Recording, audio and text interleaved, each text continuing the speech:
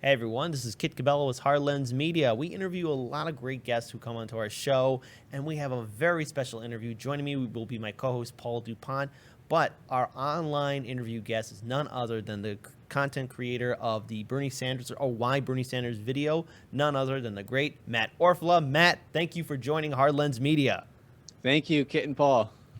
All right, so I think I think when a lot of people hear your name or at least seen your now famous Bernie Sanders video, I think a lot of people want to know, well, what got you into video editing and being a content creator on YouTube? For me, it just started, the whole video thing started. I was stuck in a boarding school, actually. Had an injury. Oh, wouldn't you know? Another injury. What the hell? Anyway, but back then, I got stuck with an injury in a boarding school, and I didn't like school. Boarding school is the last place you want to be when you don't like school. Living at school, and miraculously, one teacher had some opportunity. He was working on a video project about the school's community service. Mm-hmm. And so, he was like, oh, free labor, because I had nothing else to do. And I was, I like I said, nothing else to do. I was like, sure, I'll check this out. I got a friend teach me iMovie. And when I had the epiphany, I was in study hall and I caught myself having fun in study hall, Kit. And so that's when I was like, oh my God, I found something in school that I can enjoy. And so that set me on a path where I did go to college for it. Honestly, we were talking earlier, you guys saying how you guys didn't do any like school. Nowadays, you really don't have to go to school. You can learn so much online and YouTube. But anyway, so that's what set me on the path. So, that's awesome. Well, first, that's fantastic because I think, the very fact you're saying, hey, no one has fun in study hall. I think as soon as people look at like editing programs, I'm just maybe going a little bit off topic, but as soon as people look at editing programs like Adobe Premiere or even AVS, which is something we used like way back in the day. Yeah, there are a whole bunch of softwares like that. Like a lot of people think that's a monumental task, but as soon as you really kind of get into it and actually have fun and you make something and it turns out great, you realize, I can actually make this better. I can make this look better. So I think when you definitely start making more content, and your stuff goes all the way back to 2016, or if it goes back probably earlier. before, yeah. Way. I mean, I think I got my YouTube account in 2006. The early days. The early days. Yeah. So, no, but I wasn't uploading as often then. But yeah, go ahead. Right. So you really kind of got to start sort of in comedy and stuff, it seems, but you had a lot of really good editing work that went in. We were talking about, around 2016 and before, a lot of stuff, a lot that focuses on Martin Luther King Jr., a lot that focused on the Bernie Sanders campaign. You've done interviews with a lot of people in very deep topics. This Bernie video comes out, it kind of goes viral, everyone loves it. It's so perfect in showing, the smears against Bernie and how baseless they are. The Bernie campaign loves it, they offer you a job, and then a bunch of trolls basically, dig up and take a bunch of stuff out of context or basically, try to stir up controversy, and you end up being let go from the campaign over that. So I want to hear how that played out for you and how you feel about that series of events and kind of your take on what happened. Well, like you said, here's the thing. It was specifically a troll that has a known history of being adamantly anti-Sanders campaign, anti-Sanders, anything.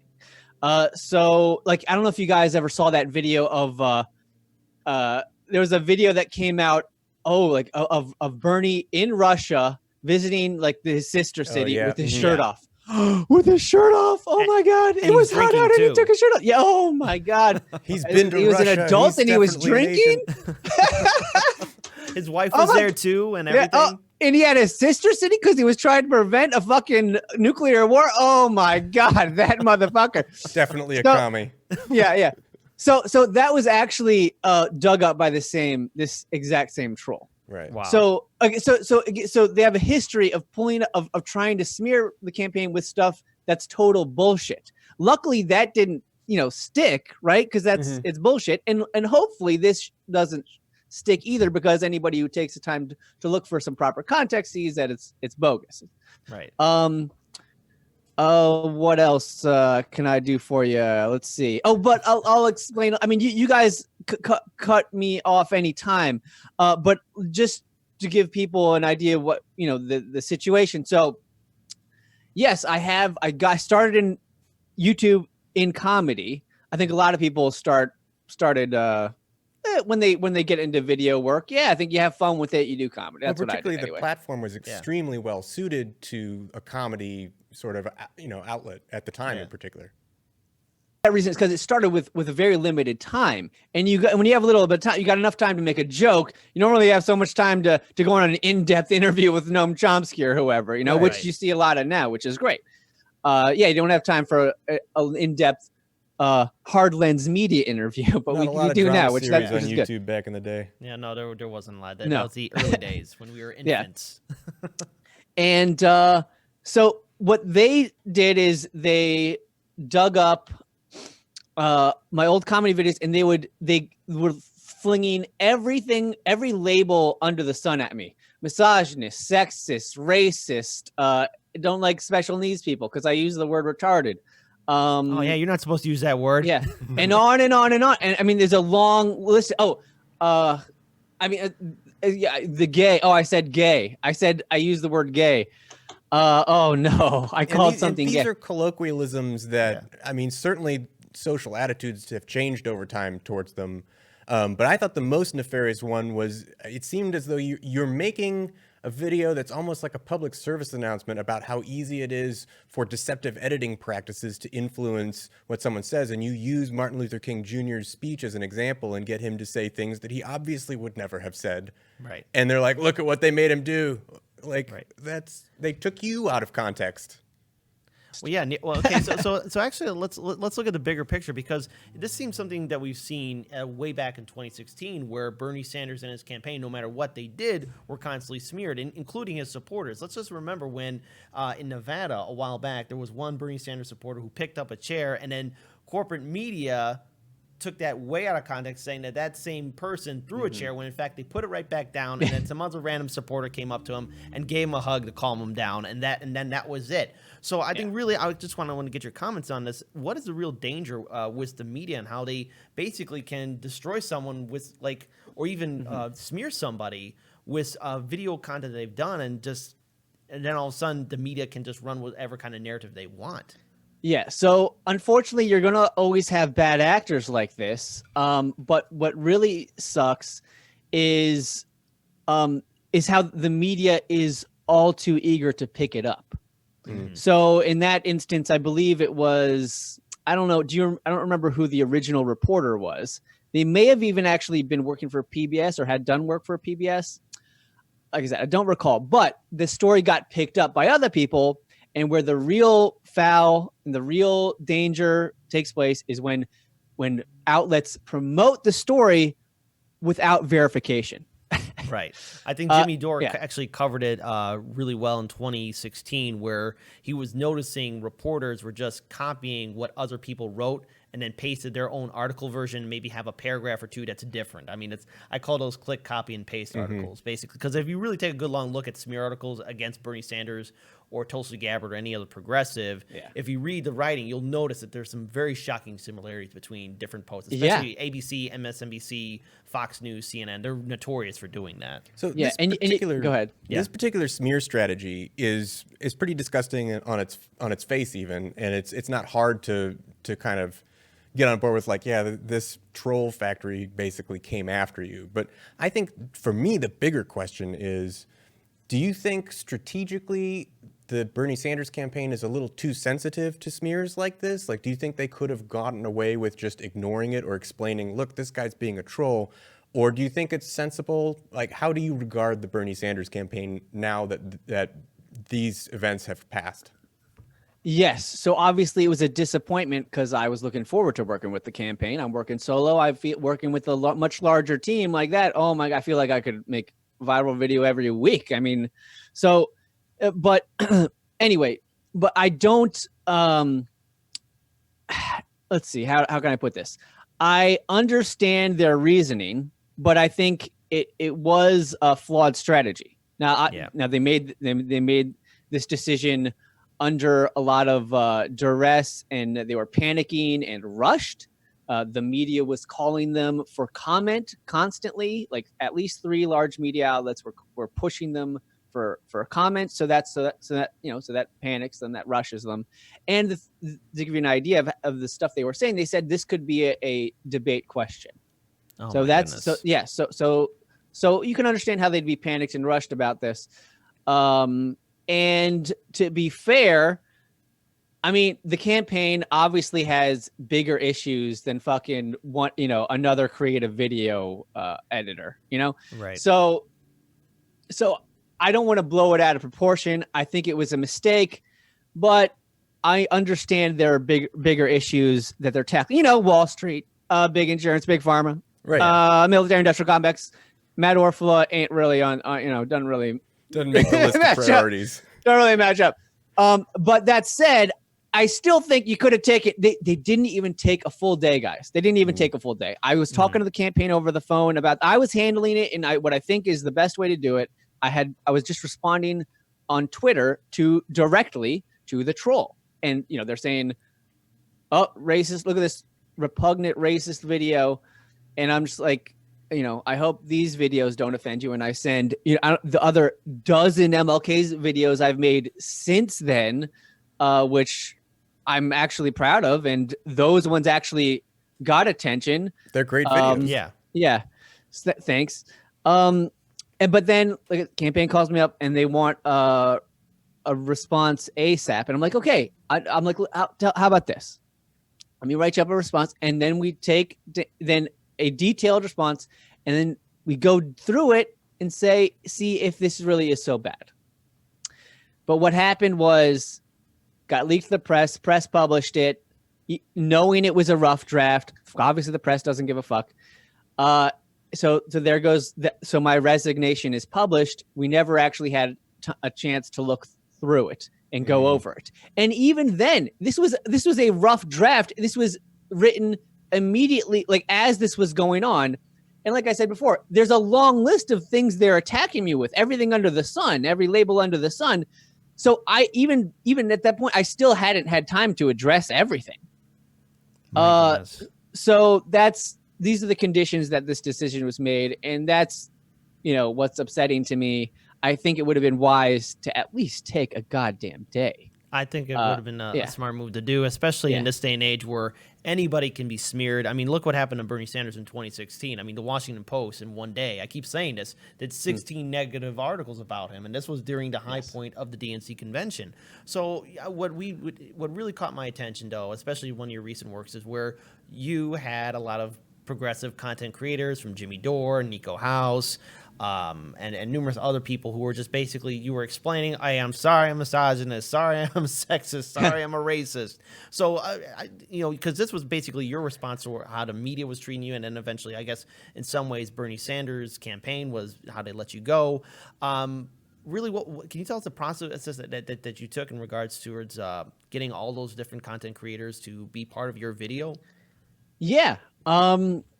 Basically, I got a lot of people reached out to me. They're like, "You did nothing wrong, man. You did nothing wrong." And I had written an apology in the, like totally rushed and panicked, like I explained. And yeah, but I just kept getting all these messages like, you did nothing wrong. And people were everybody that contacted me, other than the known opposition, people who hate Bernie Sanders no matter what, this particular troll. Everyone that was responding, they were upset with my apology. They weren't upset with the offensive stuff, the supposedly offensive stuff in old videos. Because to them it wasn't offensive. I understand that. I don't think it is offensive. I can see how the MLK one could be offensive, but that's very different from being racist. Right. And in the correct context, you get like you mentioned, it was not presented. The context was not presented. The context being that yes, it was a comedy video, but it was also clearly described and labeled to be to have the purpose of revealing what how the media can edit reality. Yeah, that was like clearly like a public yeah, safety that's announcement. But thanks to archive.org, you can look back 10 years, over 10 years, and see that that's been documented. That's just a fact. Anyway, sorry, I got lost. I love that that's perfectly you fine. point out that exact same thing in your Rise Up Bernie video, right? When he's talking to the kid and he said, "I think you're dumb," and that's what they aired on the Daily Show. And then you're like, "Hey, why don't we look at that whole clip? Boy, that's different." Yes. Yeah. I mean, but you see, the thing is, too, what a lot of people fail to realize, especially as we progress with technology, as we advance with technology and editing, video content creation, you know, you can make anybody say anything. You could present anything in any way that would suit whoever audience you're trying to present your video to. Like, let's take, for example, where Bernie Sanders was presented as unhealthy in one CNN version, but in another video version, he looks perfectly fine. I think they made him bright red like a like tomato. color correction or something in that one broadcast. It's like, what are you doing? Talk about journalistic integrity. Gah. Well, come on, it's CNN. What do you expect from them? Professionalism. It's corporate media. But you know, there's a lot of other things too that I think we want to address. I know, hey, you play basketball, and I know that Bernie Sanders Sanders is known for throwing elbows on the court field. So I mean, that's right. That's right. I didn't think about it. so my friend, I know that right now you recently made a video where you were talking to your audience about what happened. So if you wouldn't mind just giving us like a short rundown of what exactly happened. I can explain to everybody. Yes. So, even though I got dropped from the campaign for ridiculous reasons, the good news is I got cast in the new Rocky movie, the new Rocky boot. I forgot to take off the makeup. Okay. So actually what happened was, I was, like you said, I played basketball and someone just fucking elbowed me in the eye. Actually, it was the cheek. But they had to operate through the eye to get my cheek back in place, so that's why the eye looked so bad. Holy shit, man! Listen, I'm putting you on my team because I need a defense like that, man. Yes, I can't play for shit. That's my fucking specialty is defense, actually. And I, in fact, after the guy elbowed me in the face, it wasn't intentional. It wasn't near a tendon. Just some people have the conspiracy theories are going no, but right after that contact, I was like, that mother, and so I chased him down and I blocked the easy layup. No layup. And but then after the words, I'm on the court with just dizzy. Half of my face is numb now. It's still numb. And but no layup, prevented the layup. I scored another basket and we won the fucking game.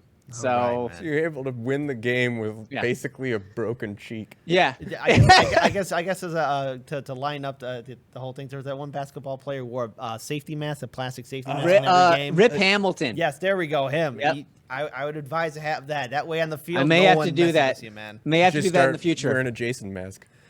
Yeah, or that. Paul, that sounds very familiar. It's another early video. You can be a defenseman that intimidates your opponents. Yes. Just because Paul brought up a Jason mask, No. Paul was in a music video where he was Jason. That's nice. That's a different thing. It's a long time ago. Hopefully that doesn't get dug up in the future. Oh, great. It's gonna be taken out of context. Great. Yeah. I gave the corporate media more Paul's the motivation. fucking murderer. Oh no. Well, I think for our viewers, because I definitely like to do a follow-up interview with you sometime in the future, and you're more than welcome if you're here in the city of Chicago to come visit us. But I think for our viewers and subscribers, they want to learn more about you, follow you online on social media. Where can they find you? Give us your social media platforms. Check me out, youtube.com/Orf, and then on Twitter it's Orf, but it's with a freaking zero RF. So sorry guys, but I'll leave speak on everyone. It's all good, but at least I will say this was an entertaining interview, and I'm very glad to hear that you're recovering. And if people want to help you out, definitely please reach out to him, and let's all do we can to build a better future. Matt Orfalea, thank you for being a guest on our show. Thanks so much, Kit and Paul.